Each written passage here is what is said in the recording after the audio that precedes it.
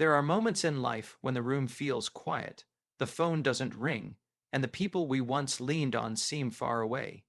In those moments, it's easy to feel like we've been overlooked, like somehow we've slipped through the cracks of the world's attention. But loneliness is not proof that we've been abandoned. It is a gentle nudge from God, an open door to step into His presence more fully. It is in the stillness, when the noise of others fades, that we can hear His voice more clearly.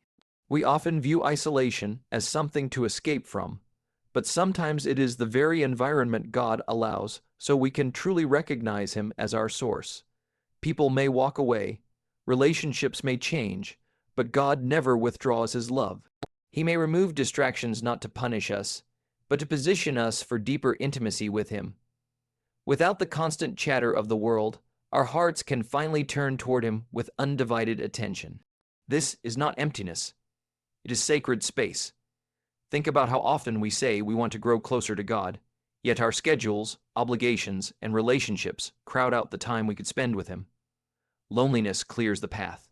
It's as if God is saying, I want you to see me without anything blocking your view. In those quiet moments, the walls of our hearts that were built by busyness or hurt begin to come down. We start to notice His gentle guidance, His peace that doesn't make sense in the natural, and His whispers of reassurance that we are seen, known, and loved. Sometimes, the absence of people's voices makes room for the voice of God. And when He speaks in that still, small way, it changes everything. It redefines our sense of belonging, not in the shifting acceptance of others, but in the unchanging embrace of our Creator. That's why loneliness, though uncomfortable, can be a holy turning point. It is where dependency on human affirmation is replaced by confidence in divine love. In the quiet, we also learn something else. God doesn't just want to comfort us. He wants to transform us. He uses these seasons to heal wounds we didn't know were there, to strengthen parts of us that were weak, and to prepare us for future relationships that are healthier and more aligned with His will. When the silence feels heavy, it's not because He has left us. It's because He's doing work within us that requires no outside noise. It's important to remember that being alone is not the same as being unloved. The cross itself was an act of love so profound that it reaches into every lonely season we face. His presence is not something we have to earn. It's already promised. Whether we feel it in the moment or not, He walks with us in the valley just as much as He rejoices with us on the mountain. Loneliness can feel like an ending, but with God, it's often the beginning of something deeper. It's the soil in which faith grows roots strong enough to withstand future storms. And when we come out of that quiet season, we carry something we didn't have before, an unshakable awareness that we are never truly alone, no matter who stays or who leaves. If you are in that place now, wondering why the circle around you has grown smaller, don't see it as rejection. See it as redirection. God is not pulling you away to leave you empty. He is pulling you closer so He can fill you completely. You are not forgotten. You are being called into the presence of the One who sees you, hears you, and loves you beyond measure. There is something about stillness that allows us to see life differently. In the rush of daily schedules, responsibilities, and constant noise, it can be hard to hear the gentle whispers of God. Our minds are pulled in 100 directions, our hearts weighed down by what's urgent, and our souls distracted from what's eternal. But when life slows down, when the pace changes and the busyness fades, we are given a gift: time to listen, time to reflect, and time to strengthen our trust in the One who holds it all together. Quiet seasons often arrive unexpectedly. Sometimes they are welcomed. Other times they feel like an interruption we didn't ask for. But whether we step into them by choice or circumstance, they carry a hidden potential. They strip away the noise and leave us with the essentials. And in that simplicity, our faith is invited to grow, not because everything is going well, but because we are learning to lean on God without the distractions we once depended on. It's in these moments that faith becomes more than words we speak. It becomes a steady anchor in the unseen. When there's less movement in our surroundings, we can finally notice the movement of God's hand in the small, quiet details of our lives. A morning sunrise that feels like a personal reminder of His goodness. A verse that suddenly speaks directly to the struggle we've been carrying. A prayer that feels heard even before we finish speaking it. These are the ways faith deepens, not in the rush, but in the rest. In the busyness of life, we can mistake activity for growth. We think if we are doing more, we are becoming more. But in the kingdom of God, some of the greatest growth happens beneath the surface, away from the spotlight, in seasons where no one is watching. The roots of a tree do their most important work underground, hidden from view, and it's the same with our faith. The quiet allows roots to stretch deeper, unseen but essential, so that when the storms of life come, we stand firm. There's also a refining that happens in these sacred pauses. In the noise, we may overlook areas where our trust wavers, where our reliance on God is mixed with dependence on our own strength. But in the stillness, those areas come to the surface. God uses the quiet to gently remove what weakens us and strengthen what remains. We begin to rely less on feelings and more on His promises, less on circumstances and more on His character. Quiet seasons can feel slow, but they are not wasted. God is always working, even when we can't see the results yet. Think of a seed planted in the ground. It doesn't sprout overnight, but something is happening beneath the soil. Roots are forming, life is developing, and in time, growth will be visible. The same is true for us. The stillness may seem uneventful, but faith is being shaped in ways that will carry us through whatever comes next. The challenge is to embrace these moments instead of rushing past them, to see them not as empty space to be filled, but as sacred space to be honored. We don't have to always be producing, achieving, or moving forward to be growing. Sometimes the greatest strength is found in the patience to remain, the willingness to wait, and the trust to let God move at His pace. If you find yourself in such a season now, don't resent it. Don't assume you've been forgotten or set aside. See it for what it is, an invitation to know God more deeply, to quiet your heart and hear His voice, to strengthen your faith in ways that constant motion never could. The stillness is not holding you back, it's preparing you for what's ahead. This is where faith becomes unshakable. There are times in life when it feels like the crowd has dispersed, the voices around us have faded, and we are left with more silence than we know what to do with. At first, solitude can feel uncomfortable, almost unsettling, because we're so used to measuring our lives by the presence of people, activity, and affirmation. But solitude is not an accident in God's design. It is a tool He uses to do deep, transforming work within us, work that cannot always be accomplished in the noise of our daily routines. When everything around us slows down and the busyness falls away, we're left face to face with the condition of our own hearts. Without the constant distraction of conversations, obligations, and entertainment, we begin to notice what's really happening inside us. The fears we've been ignoring, the wounds we've been carrying, the beliefs we've been holding onto that don't line up with His truth. In solitude, God gently brings these things to the surface, not to condemn us, but to heal and refine us. Refining is not always a comfortable process. Just as precious metals must go through fire to be purified, our hearts sometimes need to go through seasons of stillness and isolation to be shaped into something stronger and more beautiful. In the quiet, God removes the impurities, the pride, the bitterness, the dependence on others for worth, and replaces them with humility, grace, and a deeper trust in Him. It's in solitude that we learn who we are without all the titles, without the constant praise, without the expectations of others. We discover the strength of our faith when there is no audience to cheer us on. Solitude is also where God aligns our hearts with His perfect plan. When we're constantly surrounded by voices, even well-meaning ones, it can be hard to hear His direction clearly. Everyone has an opinion about what we should do, where we should go, and who we should be. But when we are alone with Him, we can finally discern His voice without all the competing noise. We begin to understand not just what He is calling us away from, but what He is calling us toward. These moments of alignment are powerful because they shift our perspective from our own desires to His will. We stop asking, "What do I want for my life?" and start asking, "Lord, what do you want for me?" And often, in that quiet surrender, we find clarity we couldn't find anywhere else. It's not that His plan suddenly appears in full detail, but we gain enough light to take the next step, trusting that He will reveal the rest in His timing. Some of the most significant callings and transformations in life begin in solitude. It's there that God equips us for seasons ahead, seasons that may require more strength, courage, and wisdom than we currently have. The quiet is His workshop, and we are His creation, being shaped piece by piece. So instead of seeing solitude as a setback, we can begin to see it as a season of preparation. The time we spend in stillness is not wasted. It's an investment into who we are becoming.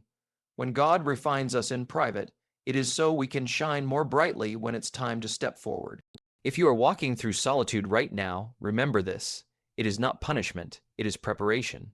God is doing something in you that the world may not see yet, but it will matter greatly when the time comes. Trust the process, lean into His presence, and allow Him to shape your heart until it beats in rhythm with His own. What God begins in solitude, He always brings to fulfillment. It's easy to confuse the absence of people with the absence of love. We often measure our worth and belonging by who calls, who stays, and who notices us. When the phone stops ringing, when invitations stop coming, or when the people we thought would always be there slowly fade from our lives, the silence can feel like rejection. In those moments, a quiet lie can creep into our hearts, that we are somehow less valuable, less wanted, less loved. But that lie shatters the moment we remember the truth. Love is not defined by human consistency, but by divine constancy. God's presence does not waver based on our circumstances. He doesn't drift in and out of our lives depending on our mood, our mistakes, or our level of strength. While people may walk away for reasons we don't understand, His promise remains the same. I will never leave you nor forsake you. That means even when no one else sees your tears, He does. Even when no one else hears your prayers, He does. Even when no one else understands the weight you're carrying, He does, and He carries it with you. Being alone can actually become the place where this truth sinks deep into our souls. When the familiar sources of comfort are gone, we start to experience God's presence in a way we may have missed before. We begin to see that His love is not something we have to chase or earn. It's already ours, steady and unconditional. We realize that while people's love can be seasonal, His is eternal. This is where faith starts to replace fear. Loneliness may tell you that you've been abandoned, but God's presence tells you that you've been chosen. Loneliness may whisper that you are forgotten, but God's presence assures you that you are deeply known. He knows the details of your life better than anyone else. The thoughts you can't put into words, the dreams you're afraid to speak out loud, the wounds you've hidden from the world. And still, His love doesn't falter. Sometimes God allows seasons of aloneness to remind us that His love is the foundation, not the bonus. If our sense of value depends only on human approval, it will always be fragile. But when our confidence is rooted in the one who never changes, it becomes unshakable. Being alone stops feeling like a void and starts feeling like an invitation to rest in Him, to hear Him more clearly, to experience His presence without distraction. It's in that quiet space that His love often becomes more real to us than ever before. We start to notice it in the small, everyday moments, in the way a verse speaks exactly to our situation, in the peace that comes out of nowhere during a hard day, in the way strength rises in us when we thought we had none left. These are reminders that His love is not distant. It's right here, surrounding us, carrying us. We may not always understand why people leave, why certain relationships end, or why we're called to walk certain stretches of the road without the companionship we desire. But what we can know for certain is that God's love is not tied to the presence of others. It is a love that holds when the world is silent, a love that stays when the room is empty, a love that remains when everything else changes. If you are in a season right now where you feel the ache of being alone, hold onto this truth with all your strength. You are not unloved. You are deeply loved by the one who created you, who knows every detail of your life, and who promises to walk with you every single step of the way. His presence is the kind of love that never leaves. When we find ourselves in a season where the path feels quiet, where the voices around us are fewer, and where the busyness of life suddenly slows, it's natural to wonder why.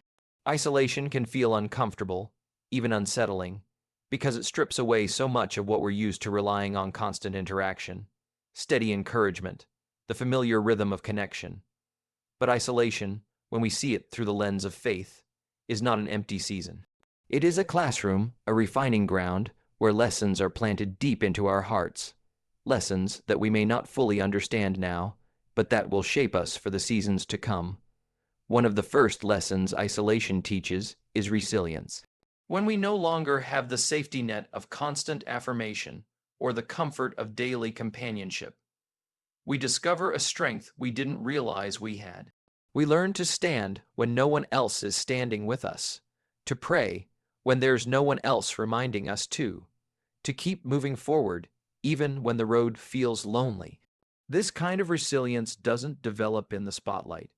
It is forged in the quiet, in the moments when it's just us and God, and we have to choose to keep going. Isolation also teaches clarity. When the noise of outside voices fades, we can hear God's voice more distinctly. We start to notice what truly matters and what doesn't. We see which priorities are worth holding on to and which distractions have been keeping us from our purpose. Sometimes the very reason for a quiet season is to strip away what's been clouding our vision, so we can step into the next chapter with a heart that's focused and a mind that's clear. Another hidden lesson is dependence, true dependence on God. When people aren't there to meet our needs, when circumstances aren't going our way, and when the answers we're looking for don't come from the places we expect, we are reminded that God is our ultimate source.